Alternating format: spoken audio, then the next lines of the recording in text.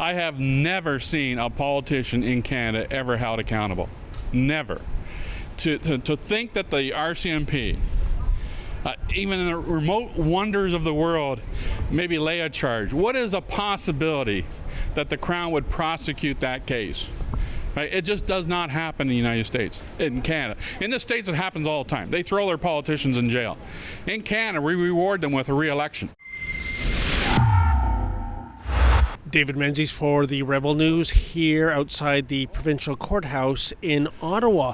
Well, you know, folks, unless you're a die-hard Liberal fan, it has been downright maddening for so many Canadians that the RCMP have yet to lay any kind of corruption charges against Justin Trudeau when it comes to the snc-lavalin affair, which brings us to what is perhaps our last best hope, albeit quite a long shot, and that would be a private prosecution. This is a process in which a private citizen can lay a charge via the criminal code, and the man here to do so is Gary McHale. Now, it's a very rare procedure, but Gary McHale in the past has indeed used private prosecutions successfully. He's here, and the process is going to kick off in about half an hour. Afterwards, I'll speak to Mr. McHale and find out where we go from here when it comes to getting some sort of justice regarding the snc-lavalin scandal. Well, I'm with Gary McHale, aka the Caledonia Crusader, and it's now just after noon. Gary, the hearing of your private prosecution was heard, supposed to be heard at 9:30, but before we get into that, I think the first question is, Gary, for those unfamiliar with the law, what exactly is this thing called a private prosecution?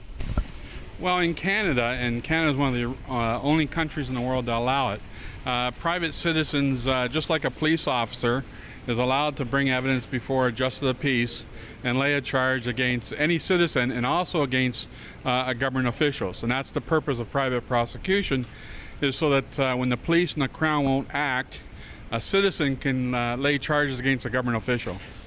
And this, of course, is something you have done with success in the past, correct? Yes, I've gotten senior OPP officers criminally charged. I've won at the Court of Appeal, which has now set the standard across Canada about how to do private prosecutions and what the Crown can and cannot do during the procedures. Now, if we can just back this up a second, a lot of people across Canada are probably scratching their heads and wondering, with the preponderance of evidence against Justin Trudeau, where is the RCMP in this? Why? I mean, private prosecution is one thing, but why aren't the Mounties involved in this, Gary? Well, what are your thoughts on that? Well, I don't know a single case within my lifetime of the police holding any politicians accountable. We don't seem to do that in this country. It didn't take me too long on the internet to download enough evidence that Justin Trudeau had committed obstruction of justice. There's public testimony by the previous Attorney General. There's been an investigation by the Ethics Commissioner. Like, there's a mountain of evidence, both recorded phone calls, so you actually have first-hand evidence of who said what to whom. And so if I, as a private citizen, within a few hours can gather enough evidence to have the charge laid and would be successful in a trial, I can't see how the RCMP takes 6 months or a year or even longer to do what I can do on the internet just through Google search. Would you call this a dereliction of duty on the behalf of the RCMP, Gary? Well, they seem to slowing things down like crazy. I mean, it sounds like if the Prime Minister won't let them interview people at the Prime Minister's office, well, what you do is you call them into the police station one by one and you ask them questions. Like, that's what police do. The police don't go to the person who's allegedly committed the crime and say, will you let us interview other witnesses? You don't get permission from the person who you believe committed the offense in order to do interviews. And that's just one level. It seems like the police are not trying to move this forward very quickly. So let's go to the crux of the matter. Here you are at a provincial courthouse in Ottawa. I think you had a meeting with, with a justice of the peace. Was that the judge? Yeah, it was a justice of the peace, and it's called a pre-enquête, and what that really means, it's an in-camera proceedings closed to the public, in which the justice of the peace is supposed to hear all the evidence and make a decision whether or not the charge should go forward. In this particular case, the Crown appeared. I was called first thing in the morning, and the Crown said, oh, they just got the case on Saturday, and they haven't reviewed any of the paperwork. So but you had sent the paperwork October 22nd, I believe? Yes, it was signed out by a justice of peace in Hamilton on October 22nd, and I was given a court date, which means it had to have been sent to the proper authorities to get a court date for today. So then the Crown said that because I had driven so far from Hamilton, that they wanted the matter put down for an hour so they could read all the evidence, which was about 200 pages. So at the end of that hour, we get called back into court, and the same Crown says, after reviewing all the evidence, there's no prospects of conviction. And I don't know how you, in 1 hour, go through testimony that took 40 minutes on video to give the testimony, and the phone call, which is another 15 minutes. I don't know how you go through all the reports the government has and says, okay, from that I can conclude there's no prospects of conviction. Now, can I ask you, are you surprised with what went down today? I mean, yes, you've had success in the past with private prosecutions, but you are going after the top of the top in terms of politicians in Canada, the Prime Minister. You're a private citizen. Did you have any hopes for success in coming in here today and getting your case heard? Well, there's always a slim chance that the Crown would just allow the system to function. In other words, allow me to present the evidence, and if there's enough evidence for an independent justice of the peace to issue the charge, then let that process take place. However, you got to think, if the Crown comes to the point where citizens can charge the Prime Minister, which means the citizen can charge the Premier of any province, and the citizen can charge a Crown attorney, then those people who are in the position of power, you got 33 million other people who may want to lay charges. So the Crown has a vested interest in ensuring that average citizens doesn't lay charges against government officials.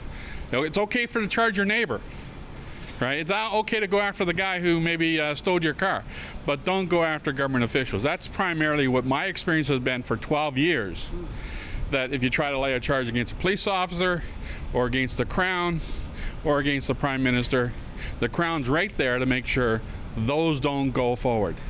So perhaps this was a long shot right from the beginning, given the nature of this particular case. Gary, tell me, is there some other Hail Mary still in your back pocket that you can apply in this situation, or does it end here? Well, there's always what they call a mandamus. It's a type of an appeal. And in a private prosecution, you're allowed to file these kinds of an appeal. It's rare for you to win. I'm probably one of the few people who have won one 12 years ago, and the Justice of Peace mentioned my ruling that 12 years ago I did do a mandamus against the Crown, who withdrew a charge back then, and the Court of Appeal ruled in my favor and ordered the court to hear the pre-enquête. So I will be filing an appeal, a mandamus, because it's unreasonable for a Crown who told the court he had not reviewed any of the evidence to then after an hour say, oh, I've looked at enough to say there's no reasonable prospects of conviction. That's not even a reasonable position for a Crown to have. No, Gary, I must ask, this is certainly a very time-intensive exercise for you. There's money involved, of course, too. What is motivating you as a private citizen to go to these lengths in the first place? Well, we got to have a justice system where everyone's accountable, starting with the police. Like when the police do things that are wrong, where do you turn to? You go to another police department and complain about them, or you file a police service complaint, and those are always investigated by the same department that the officer works for. So there has to be a process, and the process is criminal court. So whether an officer assaults you or whether the Prime Minister commits obstructing justice, we got to have a democratic way in which a citizen can come to court and use a proper system, not pick up a baseball bat and take revenge, but use the court system to seek justice.